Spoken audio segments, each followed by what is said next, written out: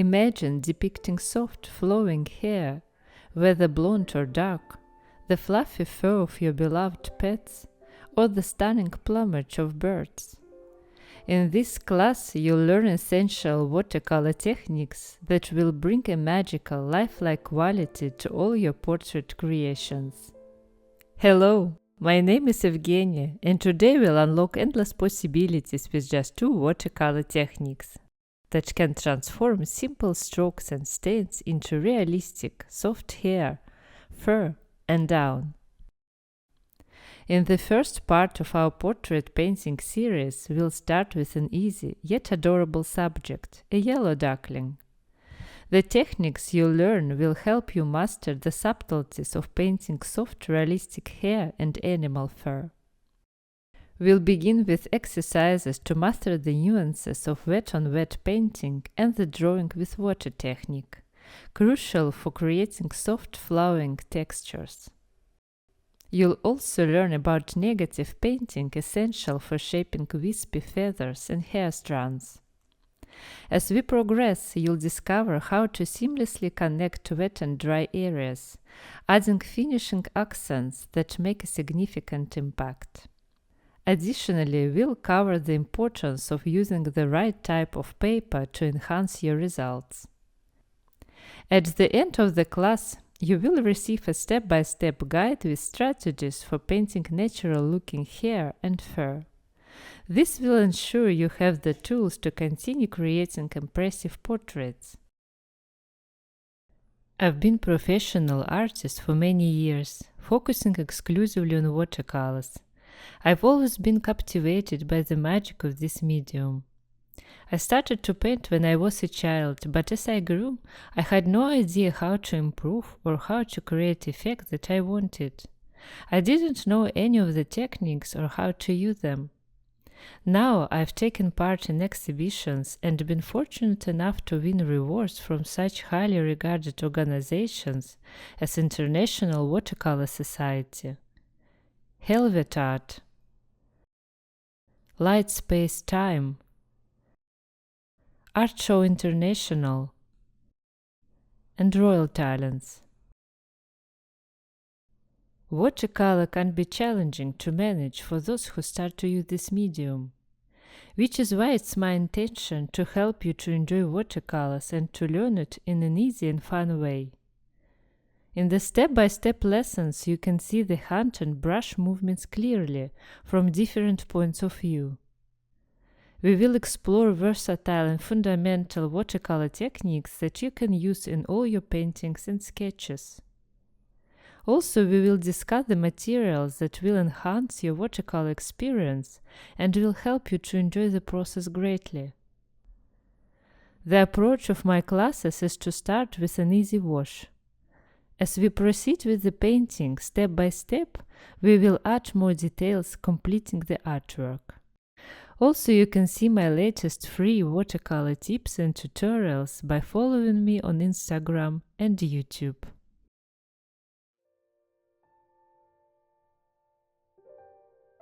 Join the Hair Mastery class and elevate your skills to new heights. Let's create something beautiful together.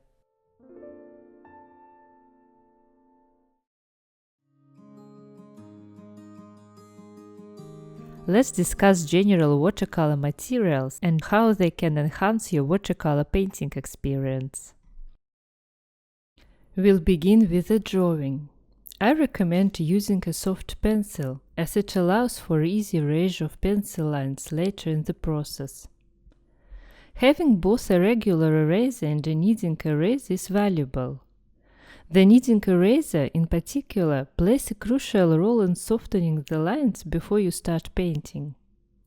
This preparation makes it simpler to erase the lines once your painting is complete.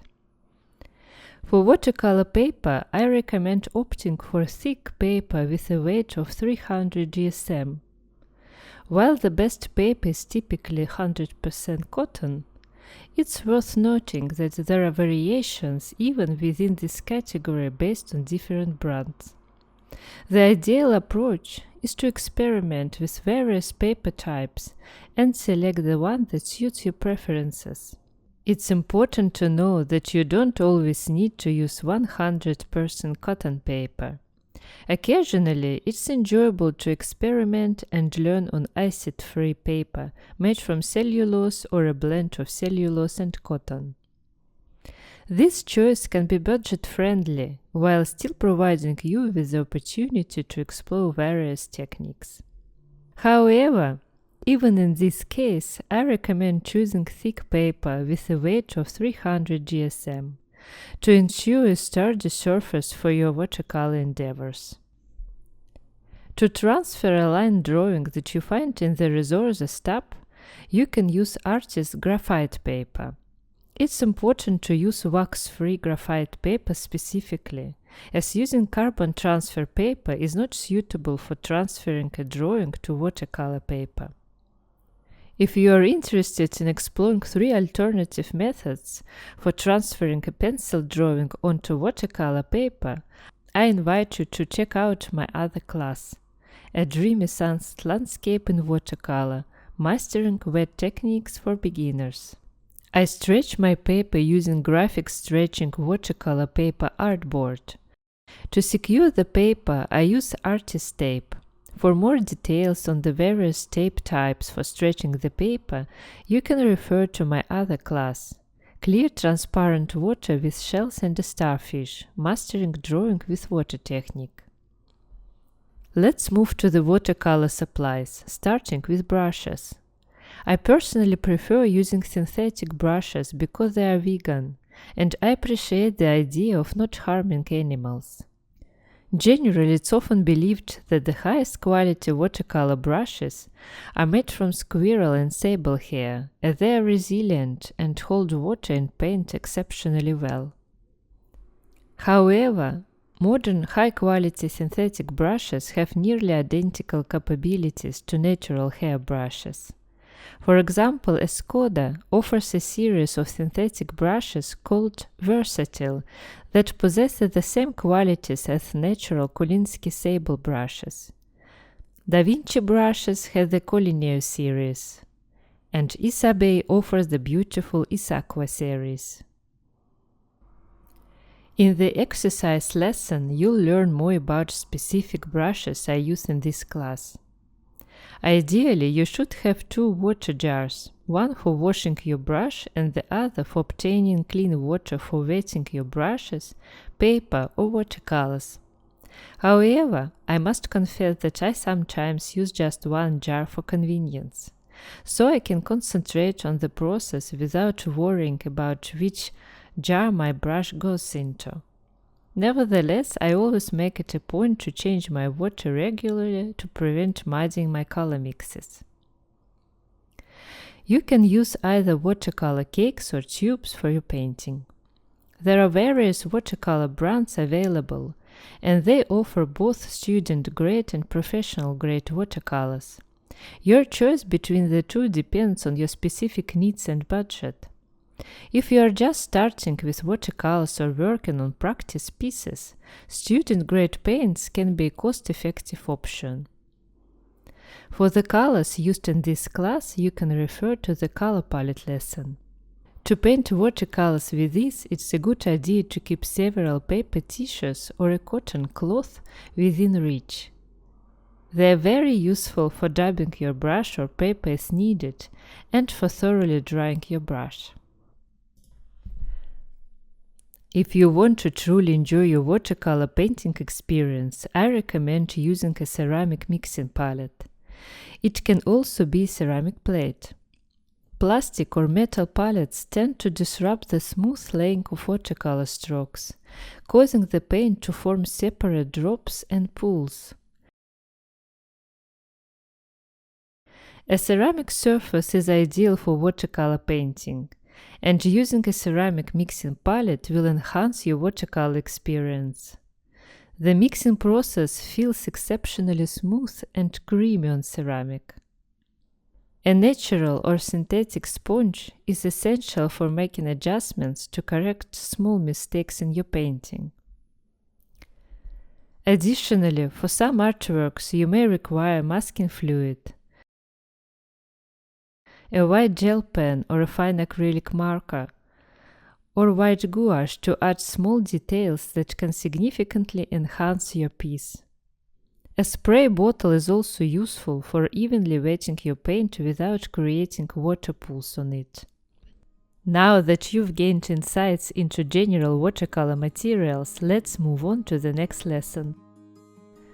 In the upcoming lessons, you'll learn about the specific color palette for our project, and you'll also engage in a couple of watercolor exercises to help you feel more at ease and boost your confidence.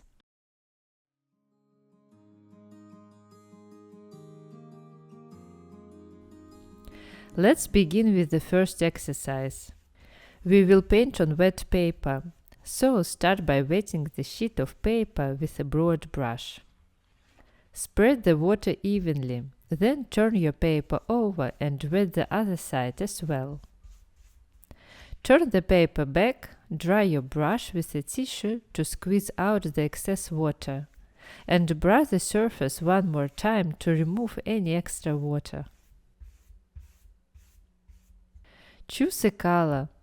I use a mix of yellow and yellow ochre and mix it to a creamy consistency on the palette. Paint a circular shape on the wet paper. Paint one more circle with the same color. Now take another color. I use a mix of green and burnt sienna. Mix it creamy and apply it around the second circle.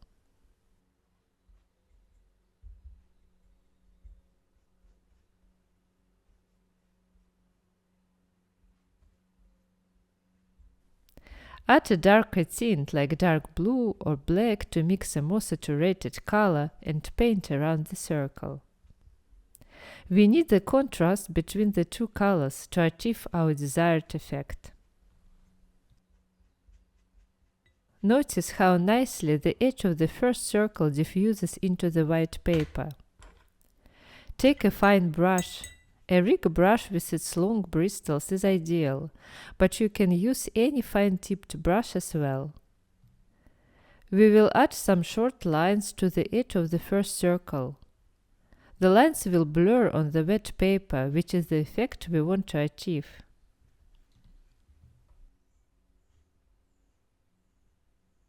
The yellow edge of the second circle is also nicely blurry. Let's strengthen the effect by painting the edge lines with water. Clean your brush and remove any water drops on the ferrule. Mentally divide the circle into two parts and paint the water lines on one half. Why do we do this? Because the drier the surface, the more defined the lines will be. The best approach is to try painting and see if you get a line. If not, wait 2 minutes and try again. The lines we make now will almost entirely disappear, but with this technique you can draw them again after waiting a couple of minutes. While we wait for about 1.5 or 3 minutes, let's add some darker yellow lines to the steel damp paper of the first circle. Make some lines and notice how they appear slightly blurry on the damp paper. To paint beautiful hair and animal fur, it's essential to have a fine rig brush. Play a little with adding several strokes. While we wait for our paper to dry a bit more, I'd like to show some examples of drawing with water in a portrait painting. Using this technique, you can create natural-looking hair. In this portrait, I use the technique for painting hair and the folds in the clothes.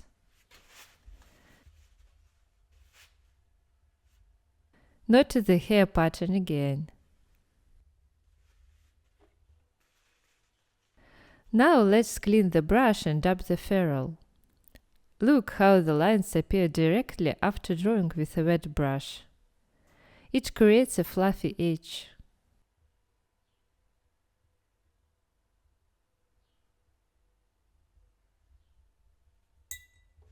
You can try it on the first circle as well, although the effect is less contrasted on a light yellow background.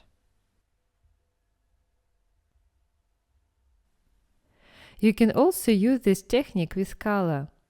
Try making some lines with color and water on the background around the second circle.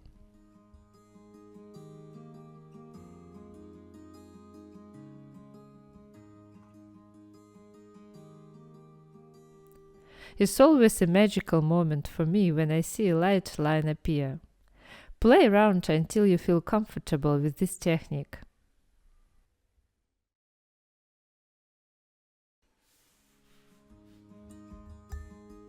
The second exercise will help you master the previous technique further. Let's begin by wetting the paper on both sides.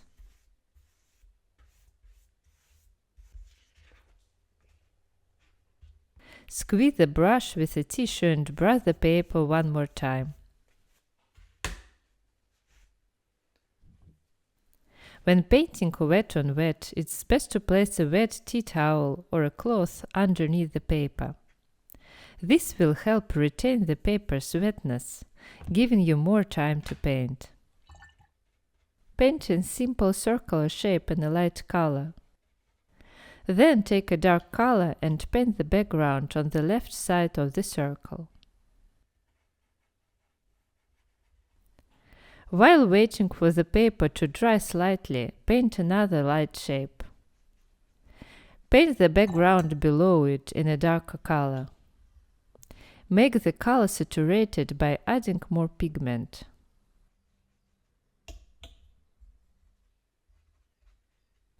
Clean the brush and switch to a thin, fine one. We are going to use the negative painting technique, painting around the subject to shape it. Take the same color as the background, or a darker one, and make a series of loose strokes from the background to the object.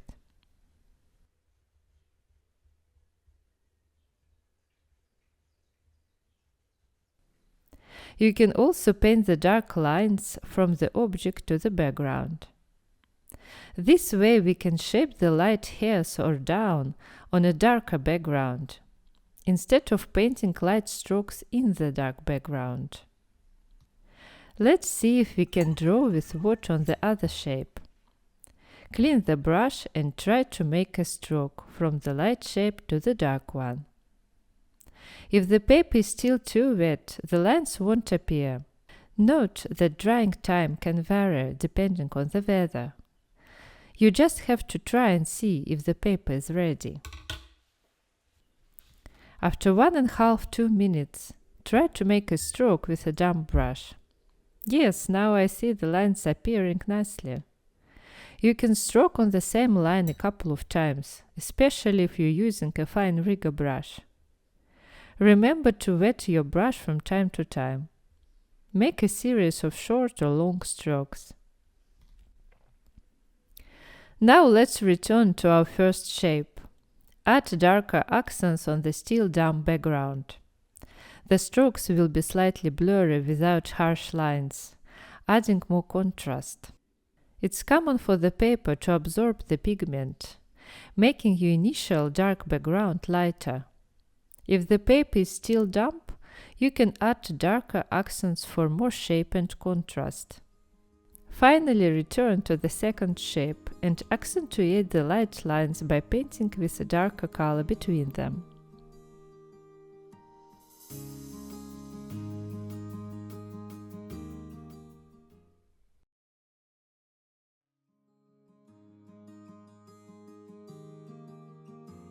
Beforehand, I prepared 2 sheets of paper for this exercise. Connecting a wet stroke, wash or stain with an already dry painted area is an essential technique for painting portraits. Here are a couple of examples.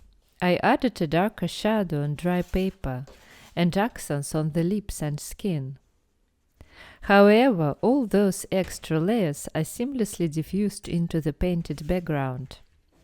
Achieving this effect is quite easy, but the paper is of great importance. That's why I pre-made these painted backgrounds on 2 different types of paper. We will start by adding a wet stain on the first paper. To diffuse the edge, clean the brush and gently rub the edge with a damp brush. Then dry your brush with a tissue and gently rub the almost dissolved edge.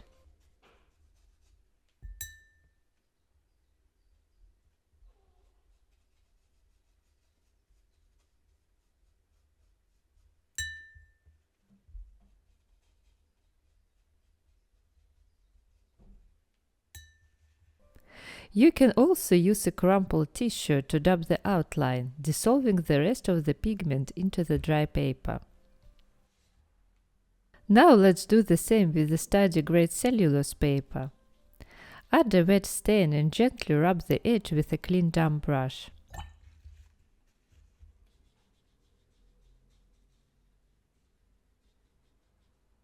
You will see that this lifts a yellow pigment, resulting in a light outline. Every time you try to dissolve the edge into the painted background, the pigment underneath will also be lifted, which can be very frustrating.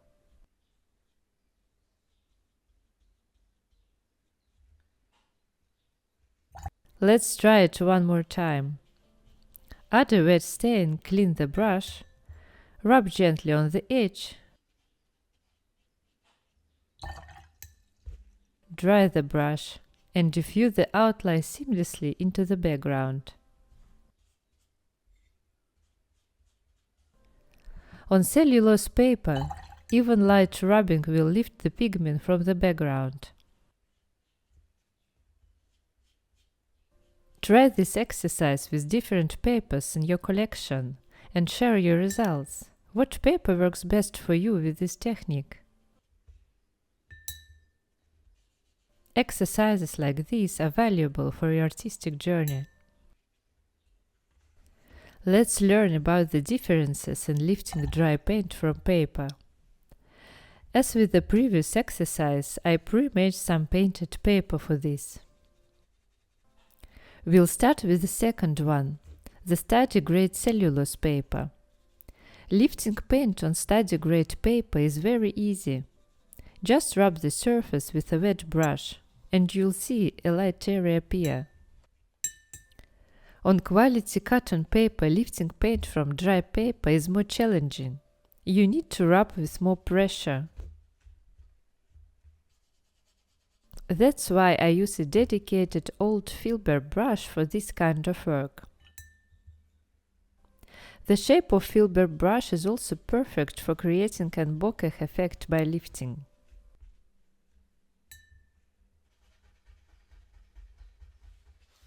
Next, I'd like to show you how to use a sharp knife for creating highlights in hair.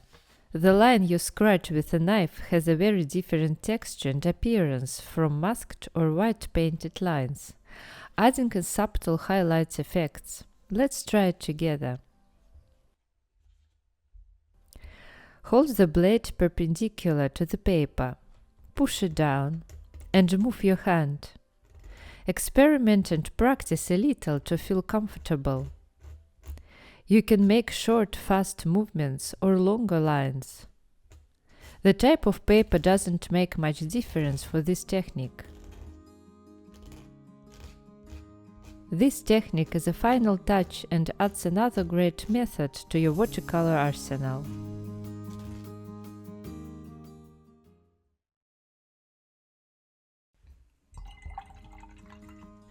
We begin with the colors for the first duckling painting. Here are the colors we'll use. Yellow. I usually use Azo Yellow Medium. Yellow ochre is a color I use frequently. Burnt sienna.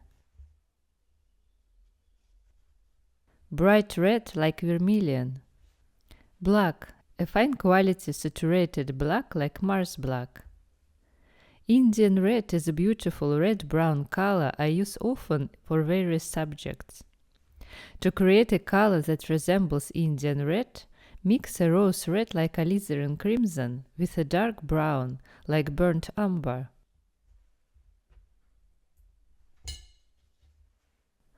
Add a generous amount of brown and mix well. The next color is Payne's Gray, a nice cool gray. You can mix ultramarine blue and black to reproduce this color.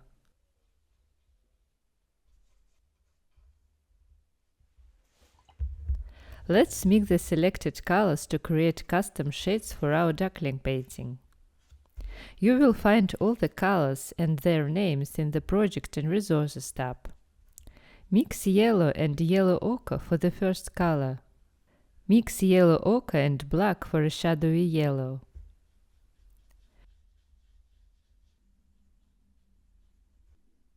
Mix yellow and red for a nice orange.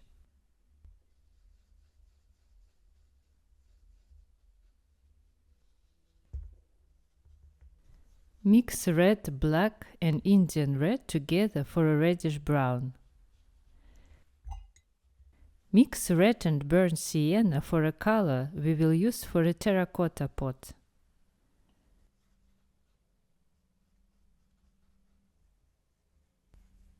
Mix burnt sienna, Indian red and black for a very dark brown. Mix Payne's Gray with plenty of water for a light gray color. Mix Payne's Gray and yellow ochre for a dark greenish gray.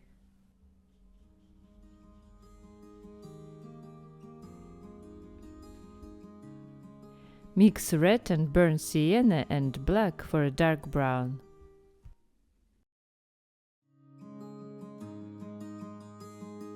As always, we start by gently smudging the pencil lines with a kneading eraser.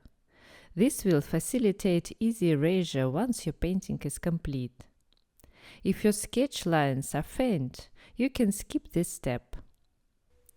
We'll progress through the painting in two stages. First, crafting the adorable duckling, then focusing on the terracotta pot. So let's dive in. It's convenient to moisten the surface using a broad brush. Instead of saturating the paper with a round brush, opt for even coverage across the larger areas. Wet the upper section containing the duckling and part of the pot. Flip the paper and dampen the entire surface to allow it to lie flat.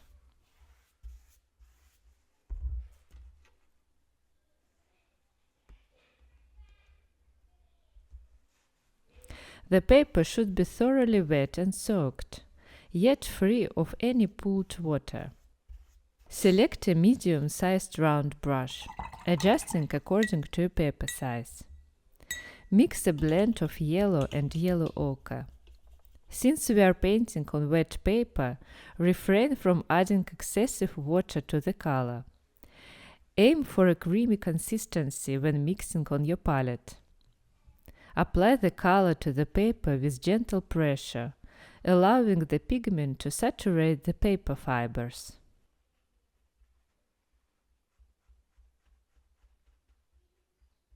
Add more of the yellow mix to color the duckling's head. The damp surface will naturally blend the colors, creating soft gradients.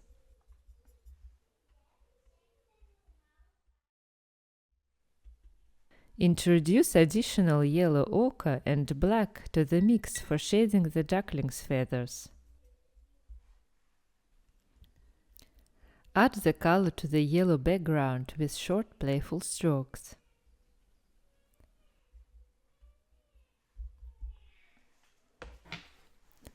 Dab your brush on a tissue to remove excess moisture and create texture in the feathers. Increase the darkness by adding more black to the mix and apply it to the darker areas of the feathers, on the cheek and above the beak. To create a shadow beneath the duckling's head, mix vermilion or bright red and yellow.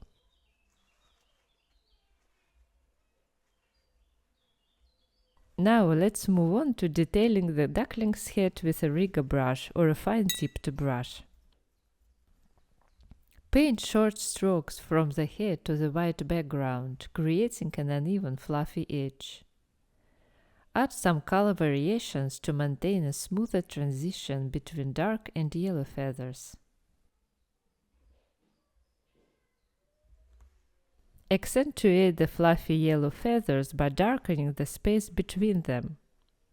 This negative painting technique works wonders, particularly against a darker background.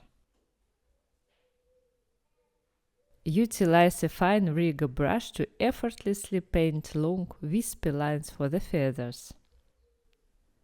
Hold the brush far from the point to achieve loose, playful strokes. Paint the strokes in different directions, overlapping them. Now we will paint the edge of the feathers where they come above the pot. We need the upper part of the pot to be damp. You can gauge the paper's moisture level by touching it with the back of your hand. If it feels nearly dry, moisten only the pot with a wet brush. I brush it loosely, but you can choose to wet just the area of the pot itself. Add more yellow to the feathers' edges. Then create a reddish hue for the pot using vermilion or red mixed with burnt sienna.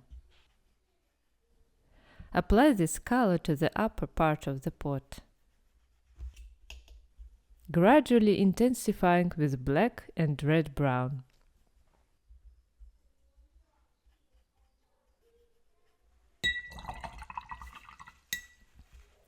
Blend the colors using a damp brush and tissue. Complete the upper section with additional terracotta tones.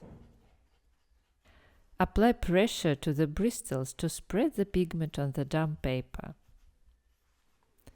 Next, we will paint the light fluffy feathers against the pot's dark background.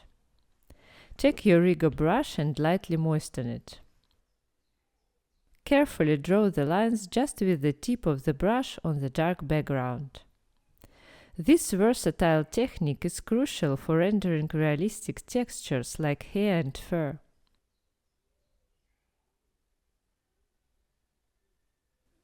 If the background is too wet, wait for 1.5–2 minutes before attempting again.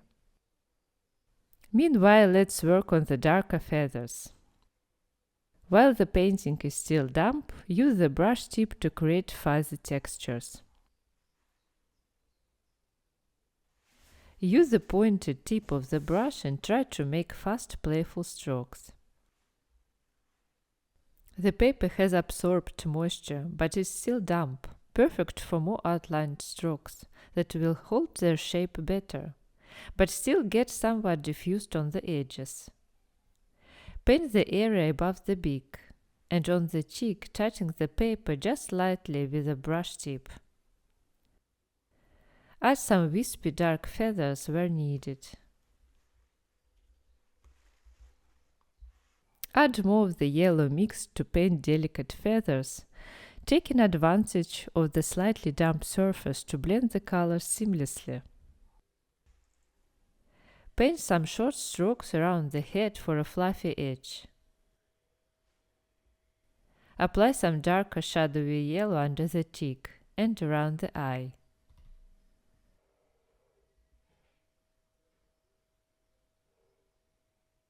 Using a wet rig or fine brush, draw water lines to represent fine fluffy feathers. Adjust pressure for lighter lines, and regularly dab the brush on a tissue to maintain control over water saturation.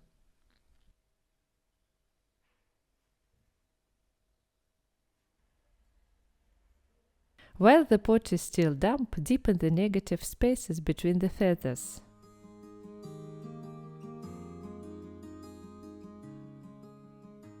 If, like me, you wet the entire area previously, rather than just the pot, you may need to lift color from the pot's edges for clarity.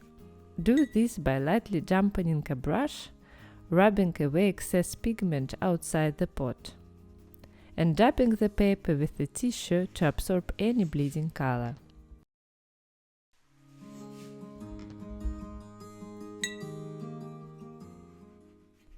Now that the paper has dried, we can paint the terracotta pot on dry paper. Dip your brush into the color on your palette and fill in the area.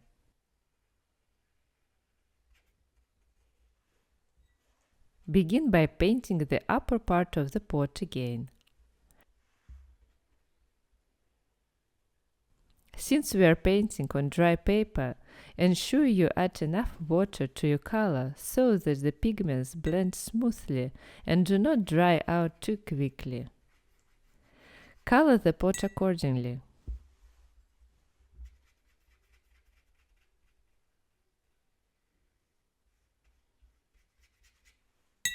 Mix a rich hue from vermilion, burnt sienna and black to create the shadow on the pot.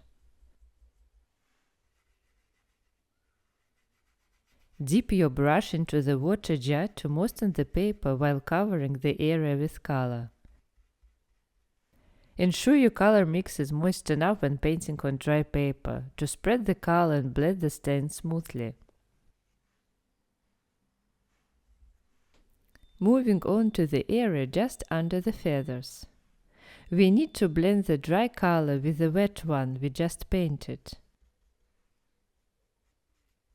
To achieve this, dab your brush dry and with short strokes gently fade out the edge of the wet area. Let's mix a darker shade for the shadow on the terracotta. Apply this color beneath the upper part of the pot and diffuse it onto the still damp background.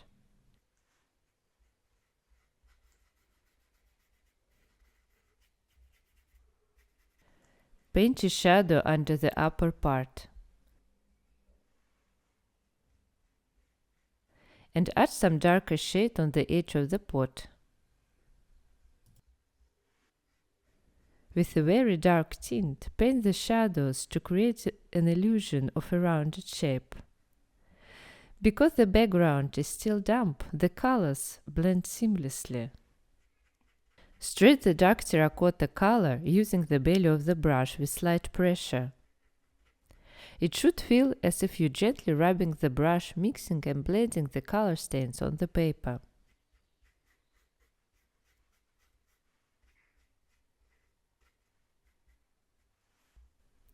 Use the tip of your brush to touch up the areas between the feathers.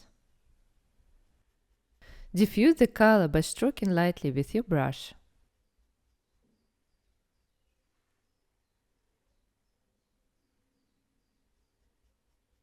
Create a small shadow on the ground using diluted Payne's gray.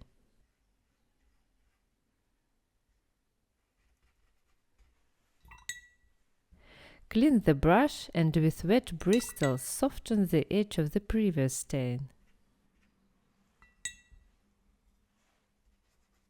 Add some gray accents on the other side.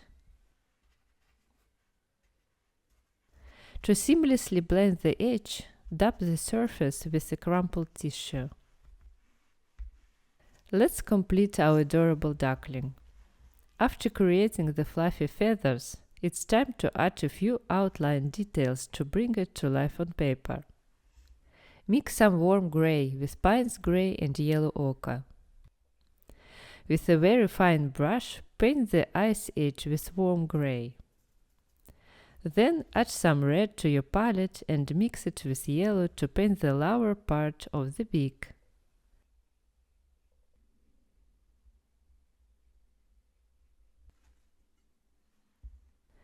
Add a shadow in the corner. Take some yellow and paint the beak's yellow area.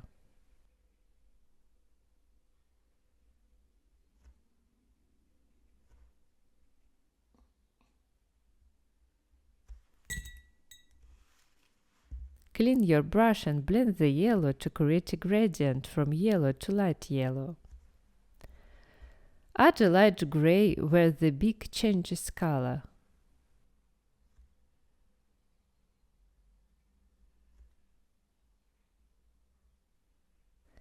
Paint an orange accent on the tip of the beak and gently blend the lower edge.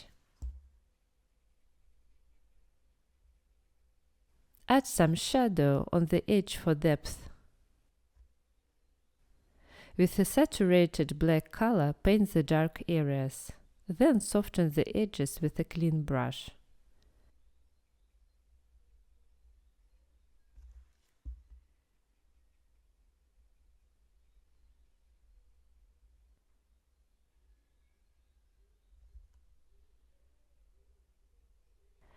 Once all the dark areas are covered, add black accents for texture. Enhance the beak with a more saturated orange accent and a grey one. Now let's paint the eye using a very saturated black, leaving a white dot unpainted. Add texture to the eye's edge with a series of small grey dots. Lastly, use a very fine brush to add a small dark shadow on the beak. Let's use a rigger brush to paint the feathers' accents. With quick strokes, paint the feathers.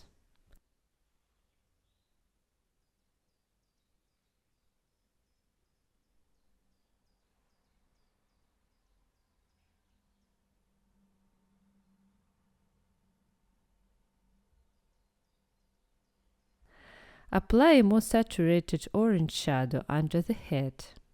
If you wish to add more color here or there, remember to blend the edges directly with a wet, clean brush.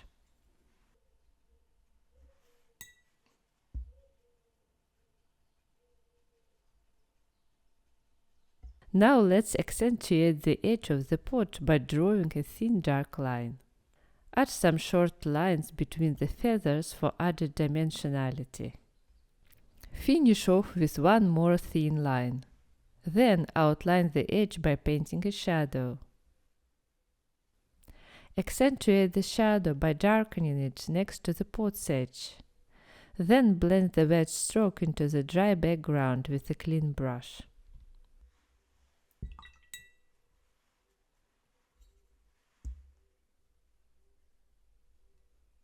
Add some tiny shadowy accents on the edge and beneath the pot.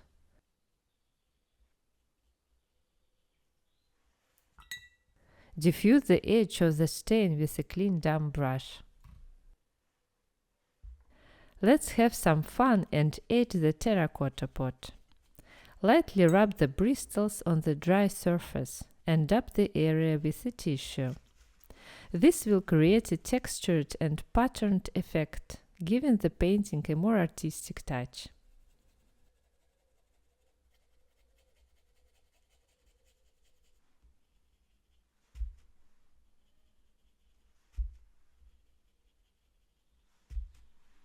Optionally, you can add some artistic color splatters on the pot to enhance its texture.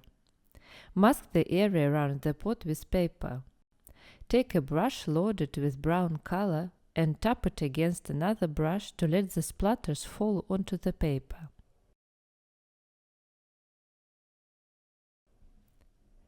Dry your painting thoroughly on both sides.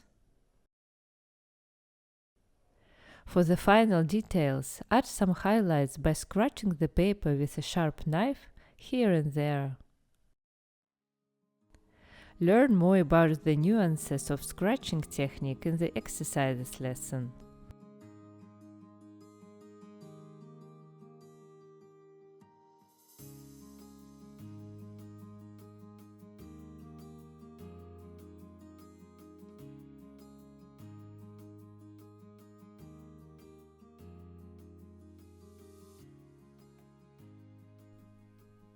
Congratulations with completing the painting!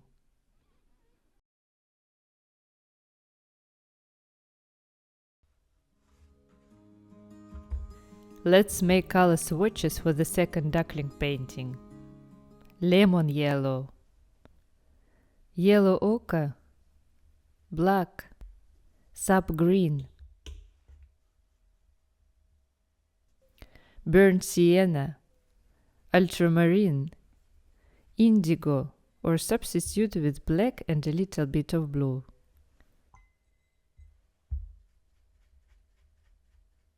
Viridian or bluish green, vermilion or red, alizarin crimson or rose red. Let's mix the selected colors together to create custom shades for our second duckling painting. Mixing sap green and burnt sienna creates a natural green. Let's mix sap green and yellow ochre for a nice yellowish green.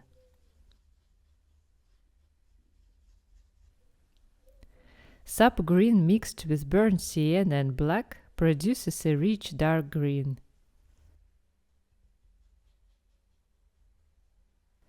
Sap-green, burnt sienna, viridian, and black blends well for a beautiful dark green.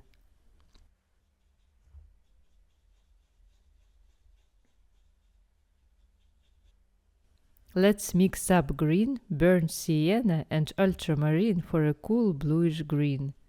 Add more blue if needed.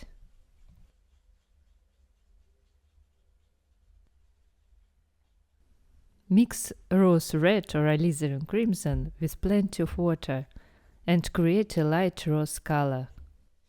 Mix blue and black for a color we will use for eye reflections. Mix red and yellow to mix an orange color. A mix from red, yellow ochre and blue is great for the webbed feet. Adjust by adding more red and blue for the desired shade.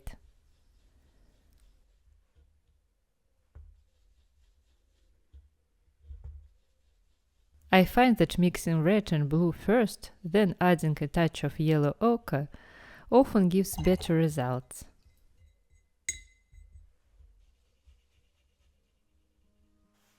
Keep a dedicated sketchbook for all your color mixes. This makes it easy to find the right color for your project quickly.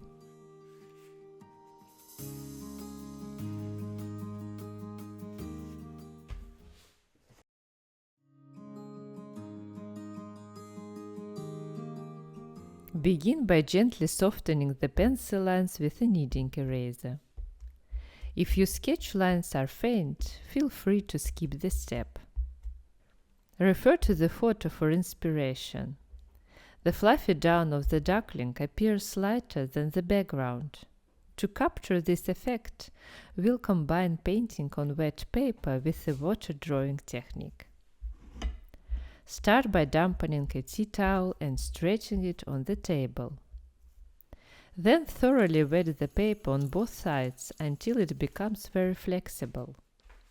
This method works with all types of paper, whether cotton or cellulose. Place the wet drawing on the tea towel and, using a broad, damp brush, flatten the paper onto the surface. Select a round brush with a fine tip. Prepare a palette with a range of colors, such as lemon yellow, yellow ochre, and black.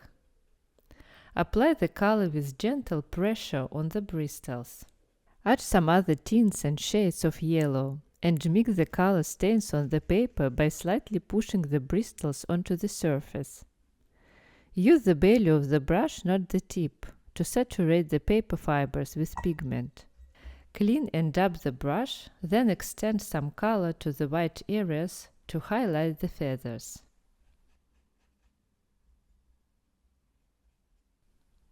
Apply a shadowy yellow under the head and color the belly with light yellow tints.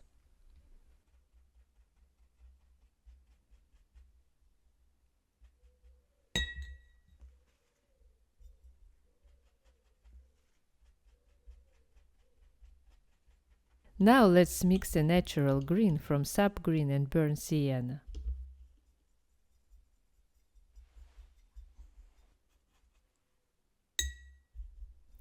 For varied grass colors, add a touch of indigo to the mix. Apply the colors, blending them on the damp paper. Paint around the duckling. Switch between using the belly and the tip of the brush when painting larger areas or when you need more defined thin strokes. For more brush exercises, watch my class, Glass Mastery. Add ultramarine, indigo, and a hint of viridian for shadowy grass tones. Clean the brush and stretch the color to the white areas.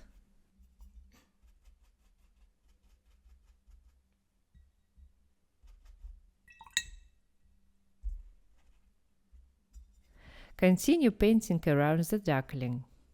The wet paper will begin to create a fuzzy outline of the duckling.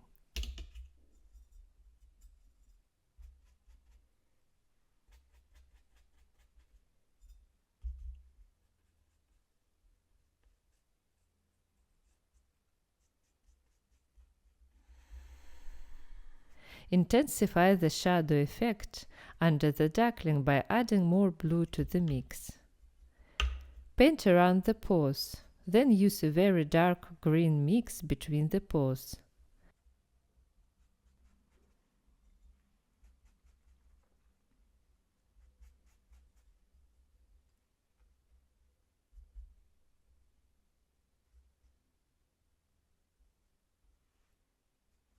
Adding playful stains on the grass and coloring the rest of the background.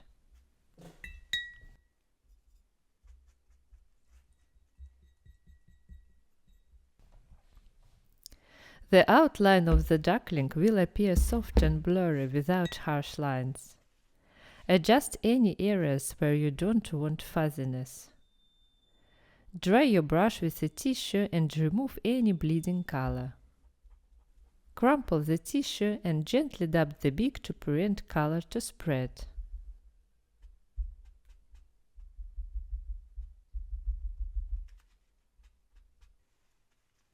Repeat this process with the paws.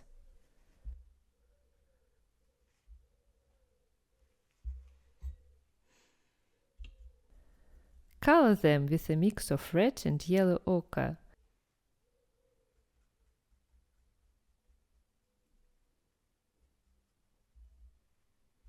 Adding a touch of bluish color to the webbed feet.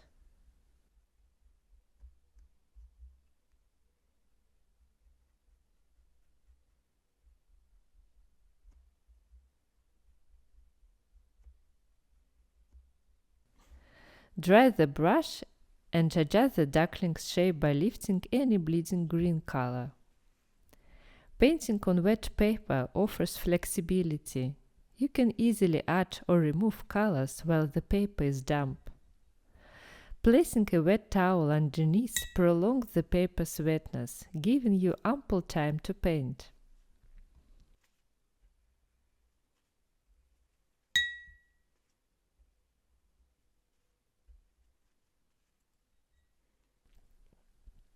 Now let's create the fluffy down of the duckling. Wet a fine rigger brush or a fine tipped brush as we did in the exercise lesson. Remove any excess water from the ferrule and make a short stroke from the duckling to the background. It's always fascinating when a light stroke appears after touching the paper with a fine brush. To achieve this effect, the paper shouldn't be overly wet. Test it by making a stroke. If you see no line, the paper is still too wet.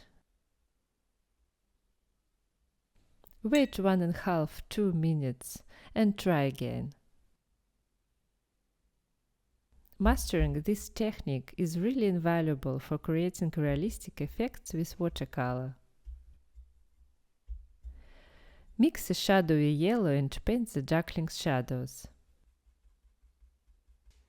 The paper should still be slightly damp, allowing colors to blend softly. Add some yellow strokes to define the feathers.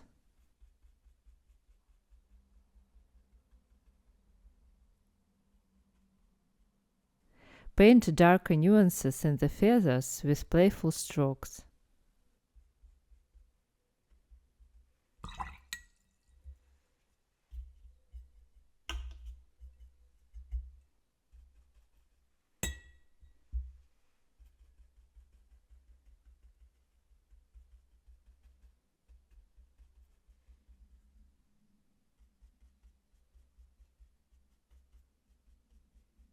Re-wet a fine brush and draw with water to accentuate the fluffy edge.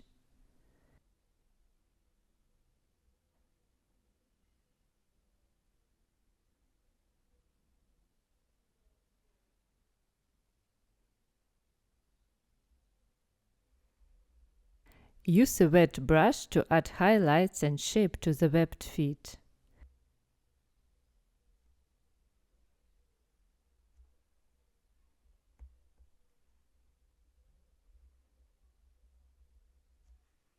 If after a couple of strokes you don't see a light line appear, re-wet the brush and try again.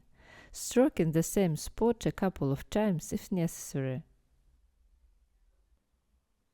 Add a few darker strokes to the feathers and draw some light strokes with water as well.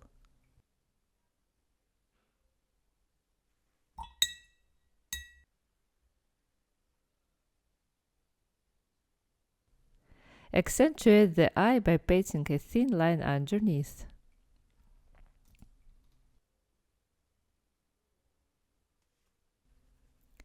To remove any color that has bled onto the beak, gently rub a wet brush over the area and dab it with a tissue to leave the pigment.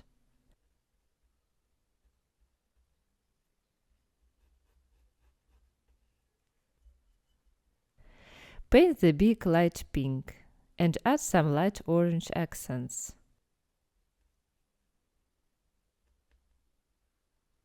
Paint a hint of shadow using pink. And deepen the shadowed areas with a gray-pink mix.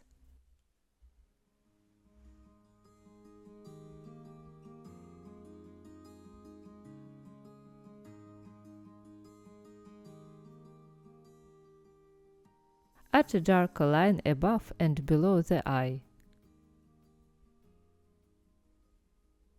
Let's move on to the next part.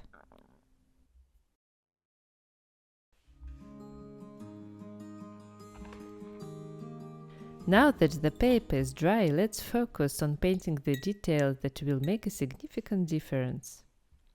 Look closely at the reference photo.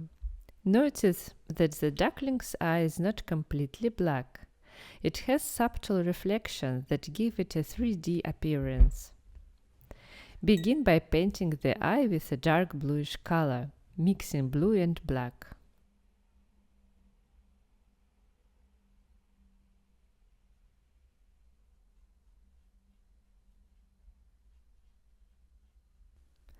Add a subtle line in the feathers to accentuate the eye.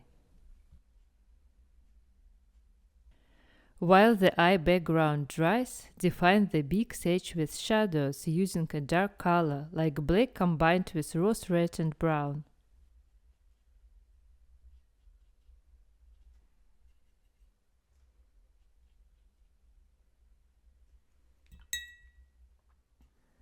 Paint the darkest details of the beak.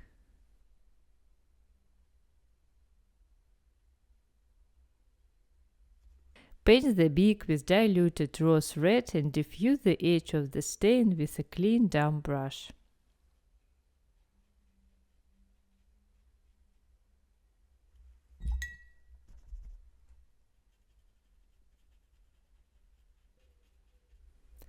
Enhance the beak's edge with an orange-brown. Add shadows to the beak's tip and soften them. Paint a subtle line on the beak, adding shadows and softening the outlines. Add a subtle dark dot in the corner of the beak and diffuse the edge. Apply some bluish color to the beak. Color the area under the beak yellow and blend it.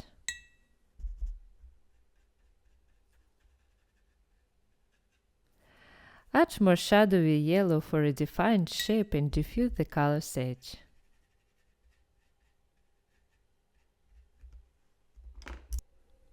Use a saturated black, leaving the reflections unpainted.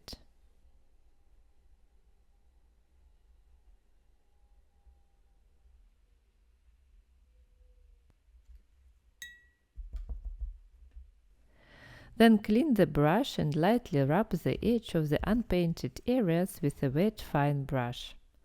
This will soften the outline and darken the reflection slightly for a realistic look. Complete the eye by painting the edge gray-brown.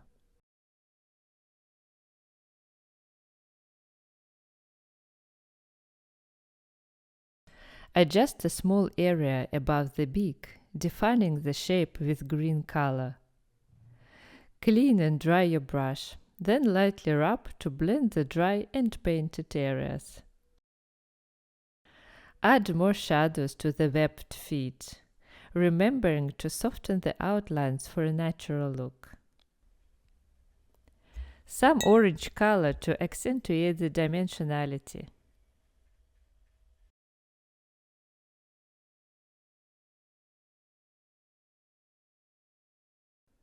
Do the same for the second foot.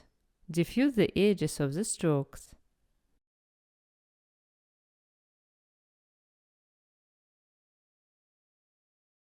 Some orange for more defined shape.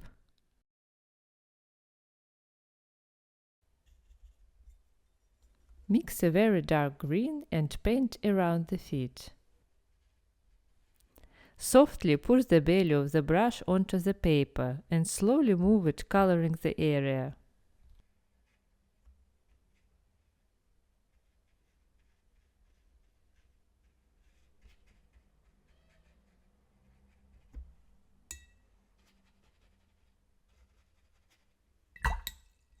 Use a clean damp brush to blend the color into the dry area. Notice that when the brush is dry, it will spread the transparent pigment unevenly, leaving gaps. This can look very artistic. Do the same on the other side. Repeat moistening, drying of the brush and proceed with diffusing the edges. Add more saturated shadows under the feet with a fine brush and soften the edges.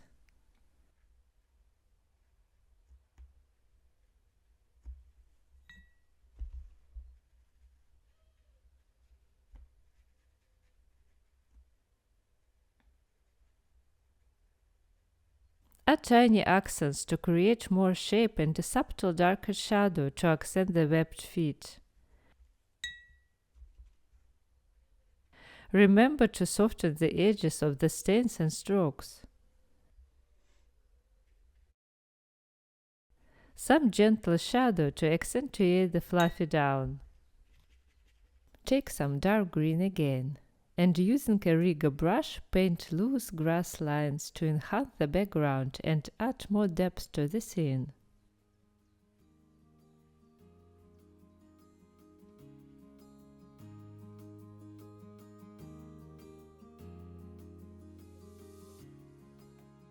Congratulations with completing the painting!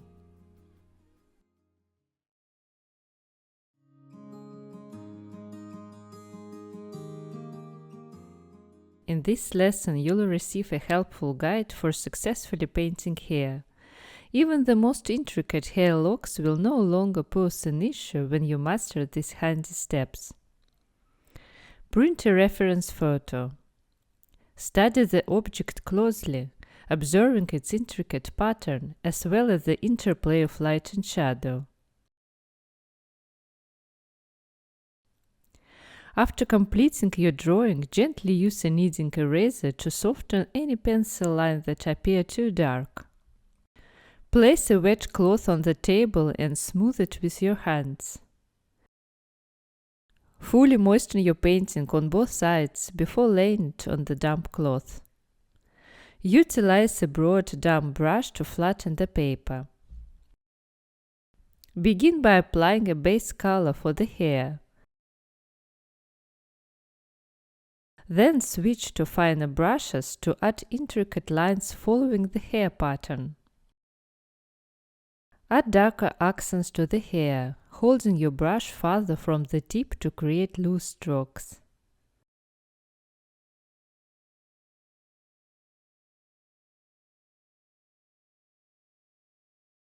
Remove any excess paint and adjust the hair shape by lifting the paint with a damp brush. After removing the paint, clean the brush, dry it, and repeat the process of removing, cleaning, and drying as needed.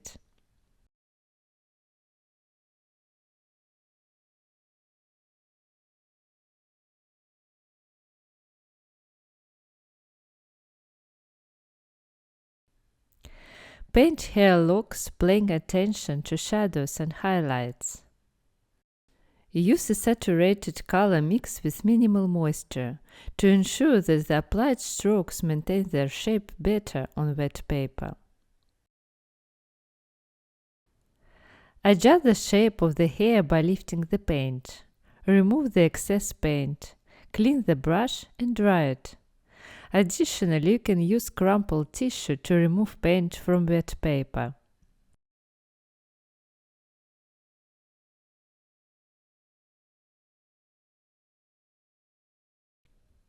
It's time to add saturated shadows for more depth. As the pigment gets absorbed by the wet paper, it will lighten. So during the process we'll add more shadows to maintain depth.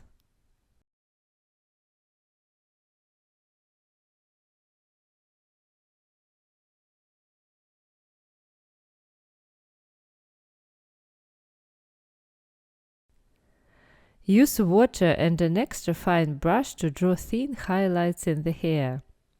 These lines are crucial for shaping the hair and giving it a natural appearance.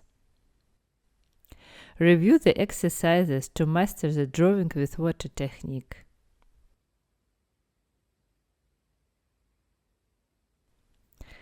Add some darker fine thin lines in the hair.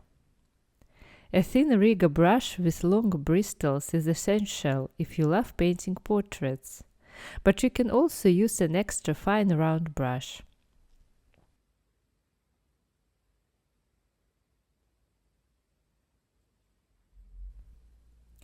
Paint saturated shadows by adding more pigment to the mix, creating a creamy texture as you blend it. Remove excess paint by lifting it where needed. Even a small gap between the locks can have a significant effect. Paint the shadows referring to your reference photo. Apply paint between the thin highlights in the hair to enhance the effect.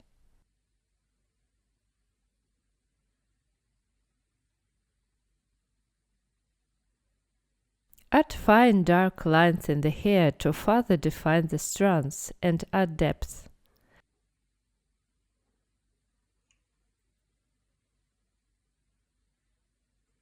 Add color accents where needed. We are still painting on slightly damp paper. The cloth underneath helps maintain the paper's moisture.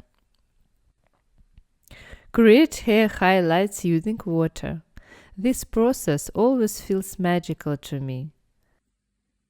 If the line doesn't appear directly, try drawing it again.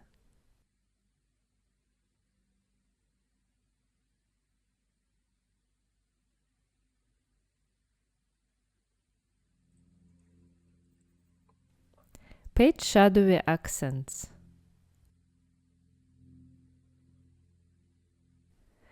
Add individual strands of hair.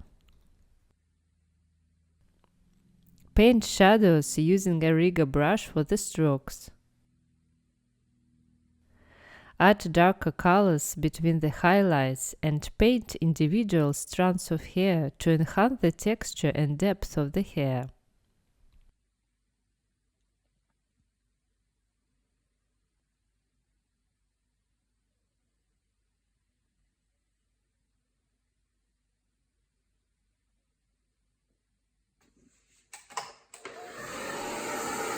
It's time to dry the painting. Start by drying one side, then flip it over and dry the back side. Repeat the process until the paper is completely sturdy and dry. Add saturated shadows on the dry paper.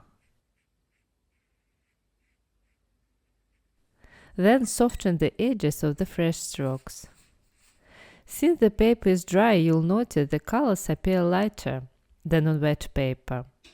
And adding extra shadows now will provide a noticeable difference, enhancing depth and dimension.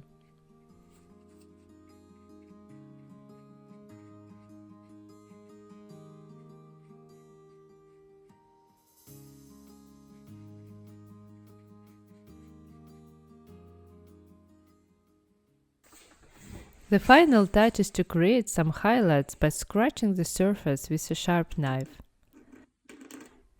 Review the exercises we mastered together to learn more about the scratching technique. ready. Join my community on Skillshare, where I teach watercolor and coffee art. Learn, share, and grow alongside fellow artists from around the world. Sign up for a 30-day free trial using the link on belivar.pe and let's create together. Also, you can see my latest free watercolor tips and tutorials by following me on Instagram and YouTube.